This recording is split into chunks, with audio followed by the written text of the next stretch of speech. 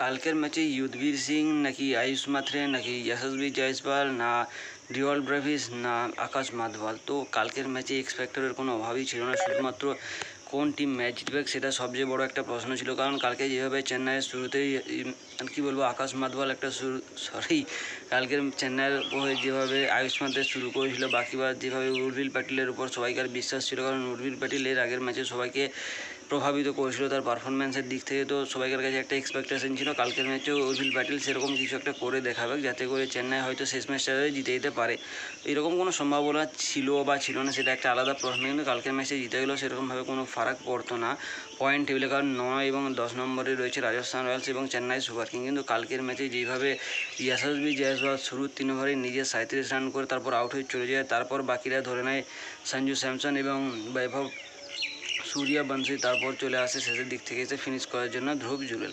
তো কালকের ম্যাচে ধ্রুব জুরেলাই ফিনিশ করে, বাকিবার যে 4 উইকেট গিয়েছে, রবিচন্দ্রন অশ্বিন 2 উইকেট, নূর আহমদ 1 উইকেট এবং আঞ্চল কাম্বোজ শুরুতে 1 উইকেট তুলে নিয়েছিল। তো বাস এইটুকুই পারফরমেন্স ছিল চেন্নাই সুপার কিংসের তরফ থেকে। কিন্তু কালকে ডিওল ব্রেভিস এবং শিবম দুজন মিলে কিন্তু সিএসকে কামব্যাক করেছিল, কারণ একটার সময় সিএসকে খুবই একটা বিপদের মধ্যে পড়ে গিয়েছিল, কারণ তাদের 5 উইকেট খুব তাড়াতাড়ি পড়ে যায় এবং সিএসকে প্রথমে ব্যাট করতে নেমে কাল 187 রান করে 8 উইকেট হারিয়ে, যেখানে আয়ুষ মাত্রে 43, ডিওল ব্রেভিস 42 এবং শিবম দুবে 39 রান করে। তো কালকে চেন্নাই যেভাবে শুরুটা চেয়েছিল সেভাবে শুরু হয়নি, আর মিডিল ফেসে তো চেন্নাইয়ের জন্য খুবই বাজে গিয়েছিল। বাকিবার শেষের দিক থেকে অর্থাৎ 12 বা 13 ওভারের দিক থেকে, যেটাকে আমরা মিডিল অর্ডার বলতে পারি, কিন্তু সেটা মিডিল অর্ডার কালকে চেন্নাইয়ের জন্য ছিল না, কারণ কালকে চেন্নাইয়ের টেল এন্ডে চলে এসেছে যখন ডিওল ব্রেভিস এবং শিবম দুবে ব্যাট করছিল।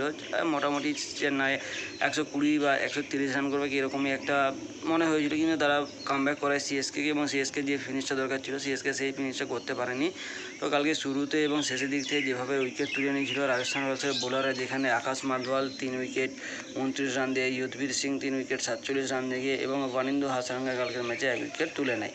বাকিবার রাজস্থান রয়্যালসের কাছে টার্গেট থাকে 188 রান, যেটা রাজস্থান রয়্যালস 7.1 ওভারে খুব ইজিলি চেস করে নেয় 4 উইকেট হারিয়ে, যেখান থেকে বৈভব সূর্যবংশী 37, সঞ্জু স্যামসন 41, যশস্বী জয়সওয়াল 36 এমনকি শেষের দিক থেকে এসে ধ্রুব জুরেল যেটুকু রান দরকার ছিল সেটুকু রান করে দেয়।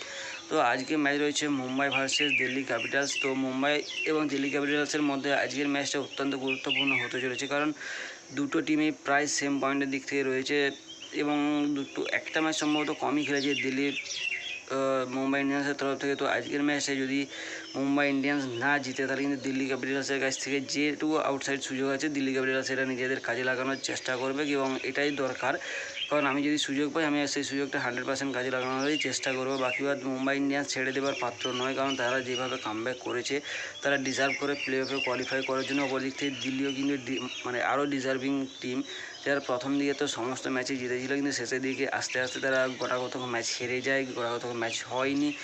আর আনফর্চুনেটলি দিল্লির তরফ থেকে কিন্তু সেরকমভাবে কোনো পারফরমেন্সও আসেনি, যেখান থেকে বড় কোনো অ্যাচিভমেন্ট করেনি। তাদের বোলার চলে ব্যাটার চলে না, ব্যাটার চলে বোলার চলে না।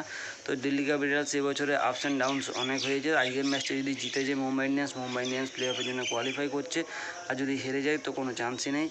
আর সম্ভবত মুম্বাই ইন্ডিয়ান্সের 13 পয়েন্ট রয়েছে এবং 2 পয়েন্ট পেলে 15 পয়েন্ট হবে, সে আশা করি কোয়ালিফাই করে যেতে পারে। তো আজকের ম্যাচটা অত্যন্ত গুরুত্বপূর্ণ দুটো টিমেরই জন্য। যারা জিতবে তাদের কাছে একটা সুযোগ রয়েছে প্লে অফে কোয়ালিফাই করার জন্য, এবং যারা হারবে কাজে যদি দিল্লি ক্যাপিটালস হেরে যায় তো কোনো চান্স নেই দিল্লি ক্যাপিটালসের কাছ থেকে। যদি ম্যাচ ড্র বা জিতে যায় সেখান থেকে একটা আলাদা সুযোগ হতে পারে।